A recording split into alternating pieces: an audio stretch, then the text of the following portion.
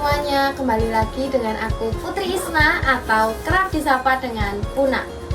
Kembali lagi di acara Bincang Seru bareng Puna. Nah, dalam acara podcast kali ini kita akan kedatangan dua atlet yang luar biasa dari Kabupaten Kulon Progo. Nah, atlet-atlet ini mereka itu salah satu atlet perempuan yang luar biasa hebatnya di Kabupaten Kulon Progo ini. Nah, pengen tahu keseruan kita bincang apa aja? Yuk, ikuti terus. Dadah. Nah, teman-teman, saat ini saya sudah bersama dengan narasumber yang luar biasa tadi. Di sebelah kiri saya ada Mbak. Halo, saya Anggi. Halo, nama saya Siva. Nah, Mbak Anggi dan Mbak Siva ini merupakan atlet yang sangat luar biasa di Kabupaten Kulon Progo, teman-teman. Nah, untuk kita tahu kisah mereka lebih lanjut, mending sekarang kita langsung tanya-tanya aja. Nah, Mbak Anggi dan Mbak Siva ini sebelumnya dari cabur mana aja? Satu cabur atau beda cabur? Sama satu cabur, satu tim juga. Oh gitu. Iya. Dari cabur apa? Sepak bola putri. Oh, ini juga sepak bola putri. Iya. Nah, dari kapan sih kalian itu suka main sepak bola ini? Kan kalau kita tahu kan sepak bola ini tentunya yang biasanya tuh yang main cowok-cowok gitu kan. Iya. Kalau dari kalian dari kapan? Kalau dari saya sendiri itu dari 2021 baru mulai gabung ke sepak bola Kulon Itu Progo. berarti kelas berapa? Sekarang umur berapa? Sekarang umur 20. Oh, 20. Kalau Mbak Siva umur berapa? Sekarang? Iya. Kalau sekarang umur 19 tahun. Kalau dari Bergabungnya dari umur 15 tahun kelas 2 SMP. Wow, luar biasa sekali ya Mbak Siva ini sudah bergabung dari oh iya, tahu sepak bola ini dan latihannya di mana itu dari siapa? Apakah dari orang tua yang memang ingin mendaftarkan kalian kayak yuk ikut harus jadi atlet gini kegiatan biar ada kegiatan selain sekolah gitu?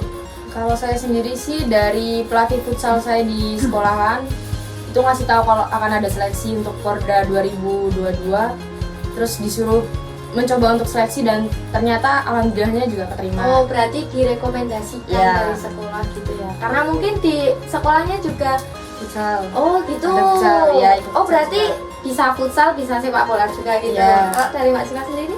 Kalau saya dulu itu ada lomba dari SMP terus diajukan, terus ada surat panggilan itu dari klubnya sendiri. Iya. Setelah itu diajak untuk latihan, akhirnya terus ikut tim Porda.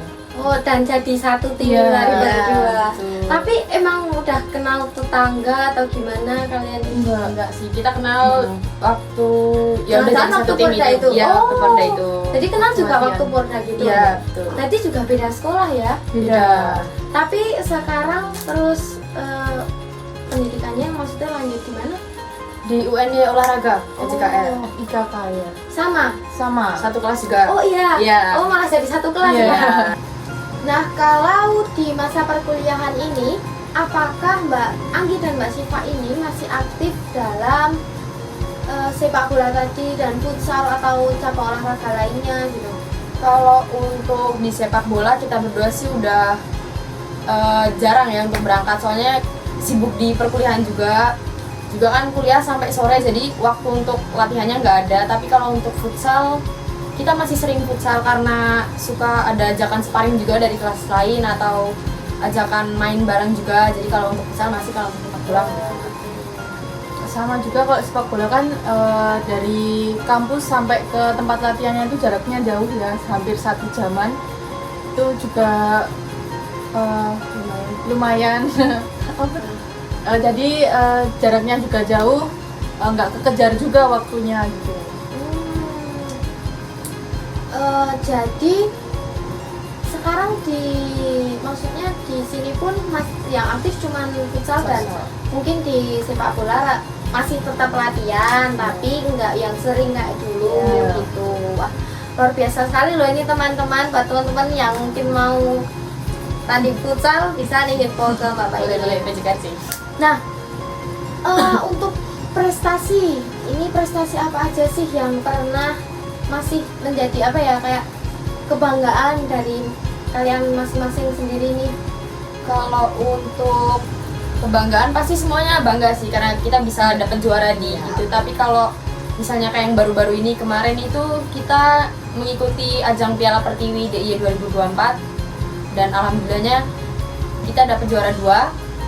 Wah, luar biasa sekali. Juara 2 itu. Juara 2. Terus ada juga di ajang Popda Pekan Olahraga Daerah Pelajar di tahun 2023 itu kita dapat juara berapa? Juara 1.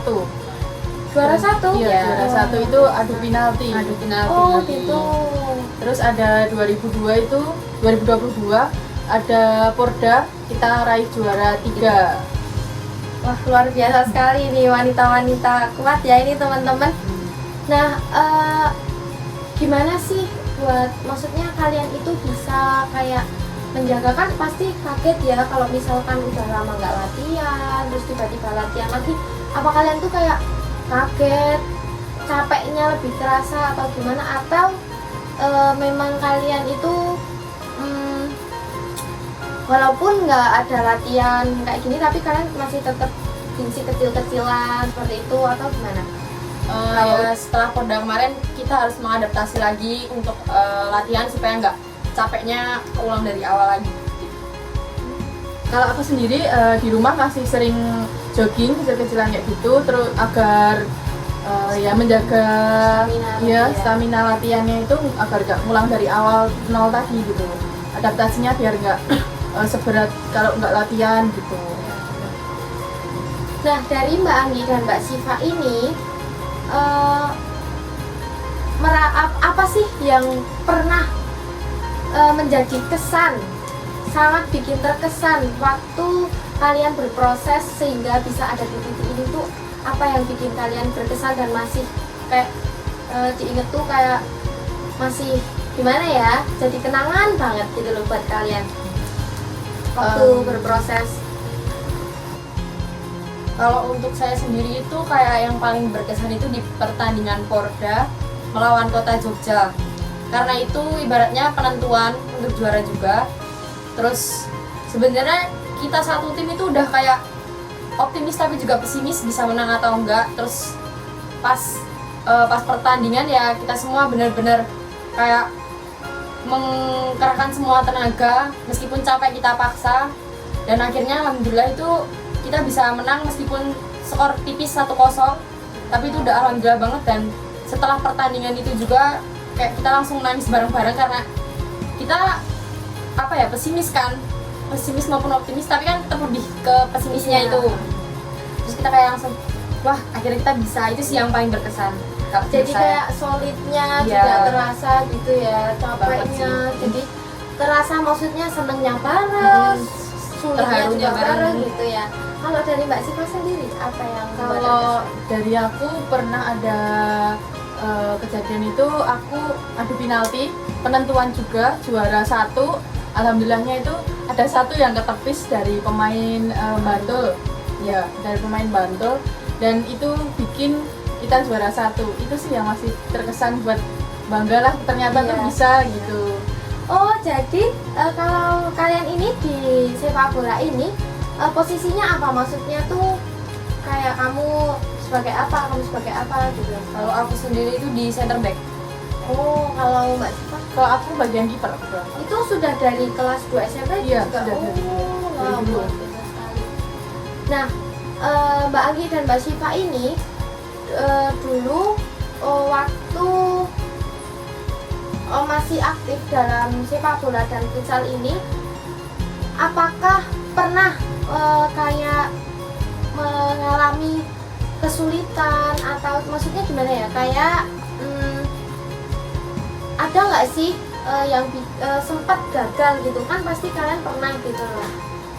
Apakah pernah dari Mbak Anggi dan Mbak Siva sendiri? Kalau gagal itu alhamdulillahnya enggak, cuman kalau kesulitan dalam berlatih ketika saya sendiri mengalami cedera. Itu kan pasti kalau cedera itu kayak nggak boleh untuk latihan, bukan nggak boleh tapi kayak untuk rest dulu biar cederanya cepat gitu. Pasti itu sih kesulitan saya kalau saya sendiri.